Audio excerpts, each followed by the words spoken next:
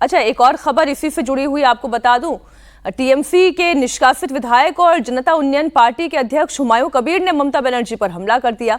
हुमायूं कबीर ने ममता बनर्जी के दुर्गा मंदिर बनाने और महाकाल मंदिर के निर्माण पर भी सवाल उठा दिए। मुर्शिदाबाद में बाबरी मस्जिद का निर्माण करवाने वाले हुमायूं कबीर ने ममता बनर्जी को लेकर कहा कि सरकार और टैक्स देने वालों के पैसे से मंदिर नहीं बनना चाहिए।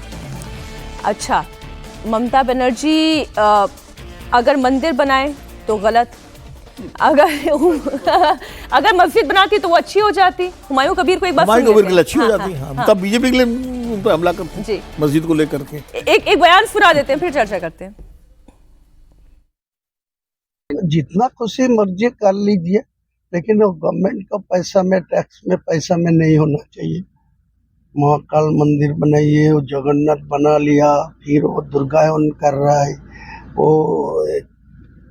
जो दुर्गा पूजा का कार्निवल कर रहा है, यूनेस्को को नाम उठाने के लिए सब कुछ कर रहा है। काम तो कुछ नहीं हो रहा है, कर्मसंस्थान नहीं है, नौकरी नहीं है, लोग को कोई आज़ादी से चलना फिरना भी नहीं है, सिक्योरिटी नहीं मिलते हैं लोगों को। ये सब ज़्यादा ध्यान देने के लिए बोलूँगा। बॉडी लैंग्वेज तो हुमायूं कबीर की इस बयान में कुछ लो सी लग रही थी, लेकिन अवधेश जी मुझे ये बात बताएं कि जो अमित शाह मंत्र देकर गए हैं उसमें वो जो 2/3 वाला फॉर्मूला है, वो 2/3 वाला फॉर्मूला काम कैसे करेगा? ममता बनर्जी एग्रेसिव हैं, विरोधियों को टिकने नहीं देती हैं। अब मुर्शिदाबाद की मस्जिद के सामने वो महाकाल मंदिर लेकर आ गई हैं, दुर्गा आंगन भी लेकर आ गई हैं। नहीं, 2021 में और 2024 में भारतीय जनता पार्टी को अपेक्षित सफलता नहीं मिलने का जो मूल्यांकन हुआ है जी, उसमें मेजोरिटी जो है बूथ तक इस बार विश्लेषण हुआ कि हम वहां हारे क्यों। केवल क्षेत्र वाइज नहीं था, इस बार बूथ के स्तर से भी विश्लेषण किया गया था। क्यों हारे? जो उन्होंने बताया है अभी नहीं, पहले तो उन्होंने कहा कि भाई केंद्र की बदौलत अगर आप चाहते हो, राष्ट्रपति शासन लाओ मांग कर, केंद्र के बदौलत आप यहां चुनाव नहीं जीत सकते हो, आपको खुद स्थानीय स्तर पर। अभी जो मंत्र दिया है उन्होंने कल के भाषण का, उसके बाद कल के भाषण में उन्होंने कहा है कि जितने भी सांसद हैं, विधायक हैं, या जिनको भी टिकट चाहिए, वो कम से कम अपने क्षेत्र में 4 दिन रहे सप्ताह में और 5 स्ट्रीट मीटिंग डेली करें, 5 स्ट्रीट मीटिंग डेली, और 2 महीने जब ये काम करेंगे तो उनके आधार पर फिर टिकट होगा। इस बार सबकी रिपोर्ट आएगी, उसके आधार पर फिर टिकट होगा कि हम किसको टिकट देंगे अगर आपको चुनाव लड़ना है तो। उसके बाद उन्होंने स्टॉक लिया है। और जितने, देखिए अमित शाह जी के दौरे का मतलब यह था 3 दिनों का कि यहां से भारतीय जनता पार्टी के चुनाव अभियान की औपचारिक शुरुआत हो गई। जितने मुद्दे थे, पत्रकार वार्ता इतनी लंबी, वो सारे मुद्दे उन्होंने स्पष्ट कर दिए।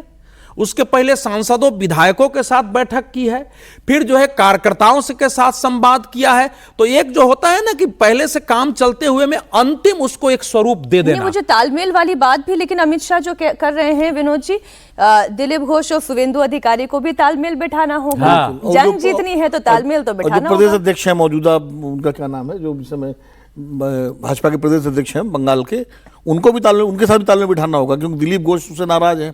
एक तो क्या है कि बंगाल में समस्या क्या है बीजेपी के सामने, बीजेपी के जो स्थानीय नेता है वो पूरी तरह से केंद्रीय नेताओं के भरोसे रहते हैं कि भाई मोदी जी आएंगे, छड़ी घुमा देंगे, अमित शाह जी आएंगे, रणनीति बना के जो है जिता देंगे चुनाव। तो वही अमित शाह जी ने कहा है कि जो अवधेश जी भी कह रहे थे कि चुनाव ये आपको लड़ना है, जमीन पर चुनाव आपको लड़ना है, इसलिए आपको एक्टिव होना पड़ेगा। पूरे देखिए 4-5 साल होने को आ रहे हैं ममता बनर्जी सरकार के, कोई ऐसा बड़ा, वो छोड़ दीजिए आरजी कार वाला जो घटना हुई थी रेप की, किसी जनता के मुद्दे पर भारतीय जनता पार्टी के स्थानीय नेताओं ने कोई बड़ा आंदोलन किया क्या पश्चिम बंगाल में, कि कोई सरकार को स्थानीय मुद्दे पर नहीं किया?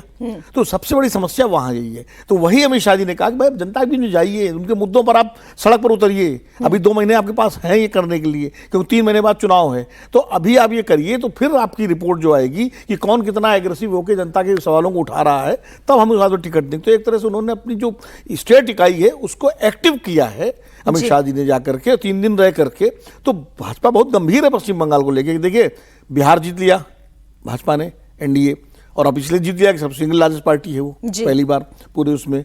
दूसरा, नॉर्थ ईस्ट में सारी सरकारें बीजेपी की हैं या उनके सहयोगी दलों के साथ हैं जी। एक पश्चिम बंगाल ऐसा है, उड़ीसा में उनकी सरकार बन गई। तो पूर्वी भारत में एक पश्चिम बंगाल का जो गढ़ है वो बीजेपी भेद नहीं पा रही है। हालांकि उसकी प्रोग्रेस हुई है। 2011 में अगर 2016 में अगर उसके पास 3 विधायक थे तो 2021 में 70 विधायक तो अमित शाह ने पूरा समझाया कि हम ऐसे नहीं बढ़ रहे हैं, लेकिन वो नहीं भेद पा रही है। वो उसके लिए बहुत बड़ी चुनौती है।